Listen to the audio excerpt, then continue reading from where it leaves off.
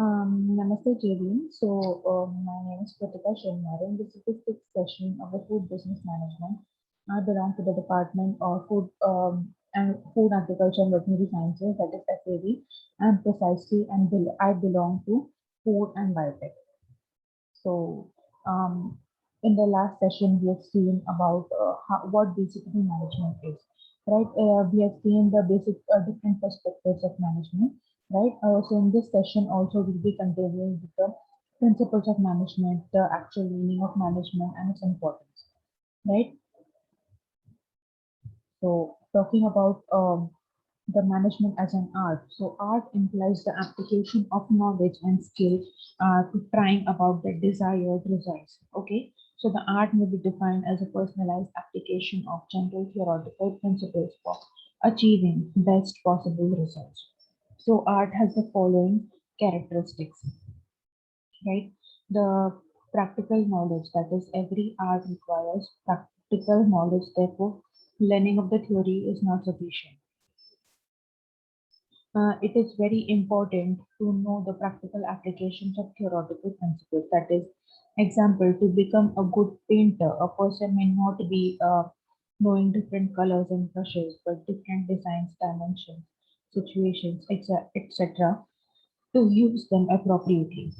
A manager can never be successful just by obtaining the degree or diploma in management. He must also know how to apply various principles in real situations by functioning in capacity of the manager, right? So talking about the personal skills. So although theoretical base may be the same for every artist, but each one has its own skills and approach towards his job. That is why the level of success and quality of performance differs from one person to another. Example, there are several qualified painters, but MFSN is recognized for style. Similarly, management is also an art, is also personalized. Every manager has his own way of managing things based on his knowledge, experience, and personality. That's why some managers are known as good managers. Example, Aditya Birla, Rahul Bajaj, etc. Guys, others are considered as bad, right? So, talking about the creativity, every artist has an element of creativity in them. That is why he aims at producing something that has never existed before, which requires combination of intelligence and imagination. Management is also creative in nature like any other art. It combines human and non-human resources in useful ways so as to achieve desired results. It tries to produce sweet music by combining chords in efficient manner. Perfection through practice.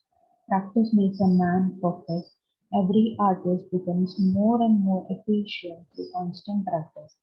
Similarly, managers learn through art of trial and error initially, but application of management principles over the years make them perfect in the job of managing. Goal oriented means every artist is result oriented as it seeks to achieve concrete results. In the same manner, management is also directed towards accomplishment of predetermined goals.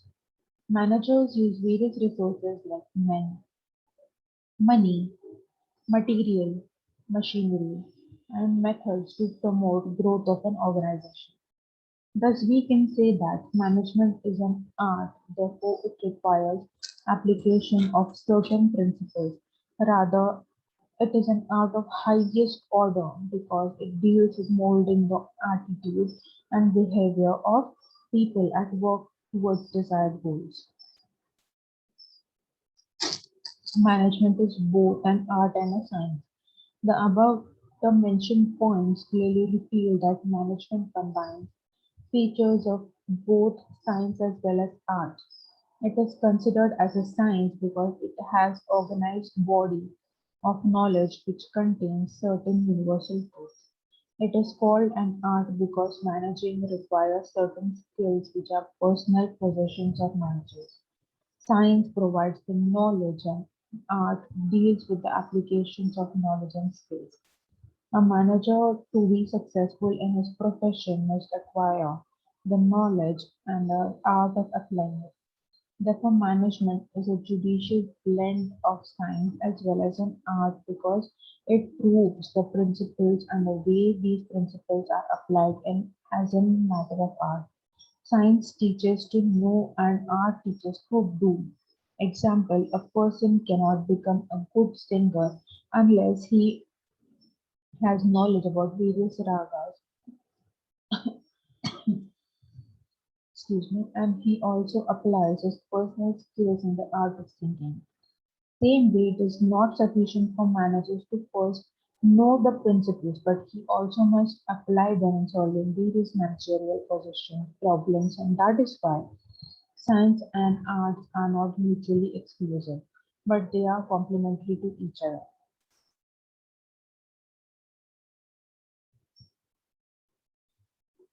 Talking about management as a profession. Now we very well know that people opt for management as a degree. Over a large few decades, factors such as growing size of business unit, separation of ownership from management, growing competition, etc., have led to an increased demand for a professionally qualified manager. The task of manager has been quite specialized.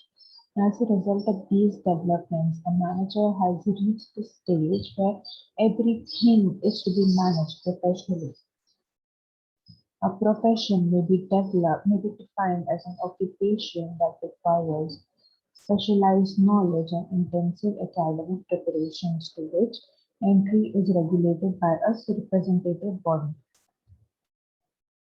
The essential for a profession are specialized knowledge, that is, a professional must have a systematic body of knowledge that can be used for the development of professionals. Every professional must make deliberate efforts to acquire expertise in the principles and techniques. Similarly, a manager must have devotion and involvement to uh, acquire expertise in the science of management. Formal education and training. There are a number of institutes and universities to impart education and training for a profession. No one can practice a profession without going through a prescribed course. Many institutes of management have been set up for imparting education and training. For example, a CA cannot audit the ACs unless he has acquired a degree or diploma for the same. But no minimum qualifications and a course of study has been prescribed for managers by law. For example, MBA may be preferred but not necessary. Social obligations. Profession is a source of livelihood, but professionals are primarily motivated by the desire to serve the society. Their actions are influenced by social norms and values.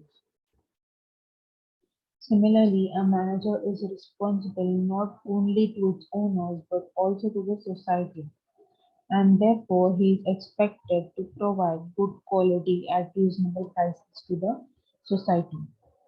Now, talking about the code of conduct. So, the members of a profession have to abide by the code of conduct, which contains certain rules and regulations, norms, and honesty, integrity, and specific issues, right? A code of conduct is enforced by a representative association to ensure self-discipline among its members. Any member violating the code of conduct can be punished and his membership can be withdrawn. The AIMA has prescribed a code of conduct for managers, but it has no right to take legal action against any manager who violates it. So, for example, a representative association, for example, for the regulation of the profession, existence of a representative body is a must. It is quite clear now that the management fulfills several essentials of a profession, even though it is not full-fledged profession because It does not restrict the entry in managerial jobs for account of one standard or the other. No minimum qualifications have been prescribed for managers. No management association has the authority to grant a certificate of practice to various managers. All managers are supposed to abide by the code formulated by the AIM. The competent education and training facilities do not exist. The managers are responsible to too many groups such as shareholders, employees, and society. A regulatory code may curtail their freedom. Managers are known by their performance and not mere degrees. The ultimate goal is to maximize the profit and not social welfare. That is why it is said that the slogan for management is he who serves best also profits the most. Now, talking about the features of management.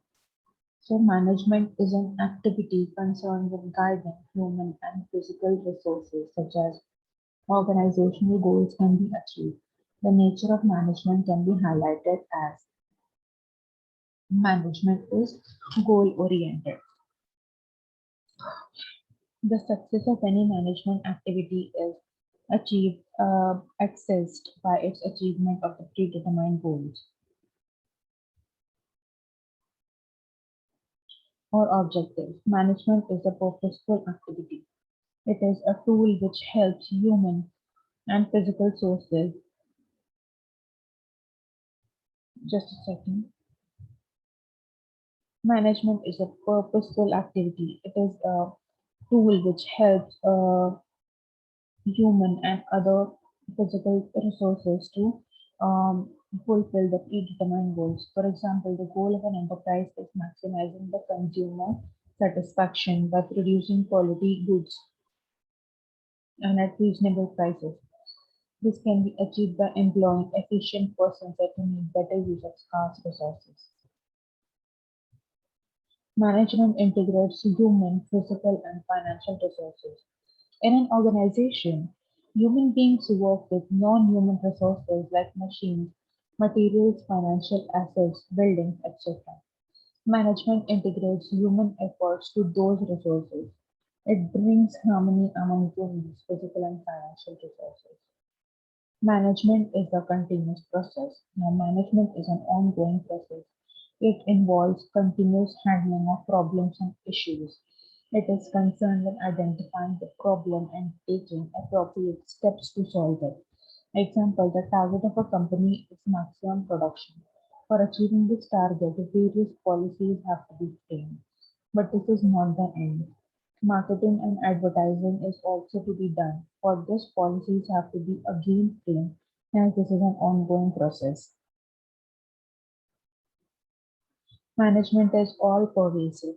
Management is required in all types of organizations, whether it is political, social, cultural, or business, because it helps and directs various efforts towards a definite purpose.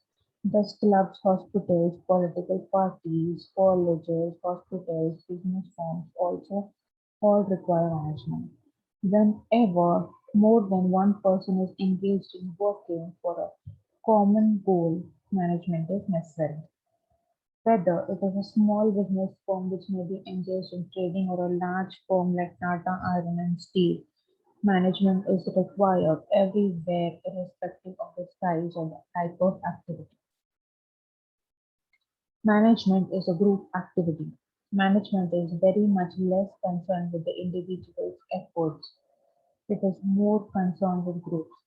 It involves the use of group efforts to achieve predetermined goal of management of EBC and company. For example, this group refers to a group of persons managing the enterprise. Now we will see the importance of management.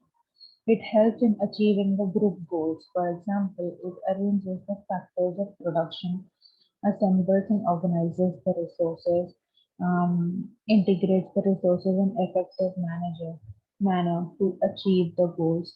It directs group efforts towards achievement of predetermined goals. By defining the management of organization clearly, there will be no wastage of time, money, and effort. Management converts disorganized resources of men, machine, money into useful enterprises. These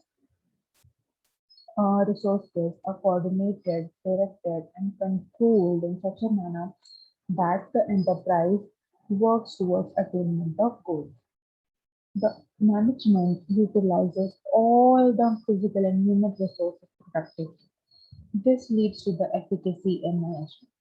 Management provides maximum utilization of scarce resources by selecting its best possible alternate using industries from out of various fields.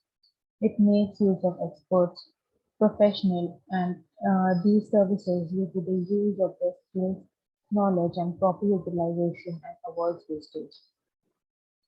If employees and machines are producing its maximum, there is no underemployment of any source. Reduces cost. It gets maximum results through minimum output by proper planning and by using minimum input and getting maximum output. Management uses physical, human, and financial resources in such a manner which results in a best combination. This helps in cost reduction. So that is all for this is all for this session. Right here we have seen the importance of management and management as an art science, right? So this is what we have seen in this session. So we'll be continuing with the management practices in the next session. So that's all for today.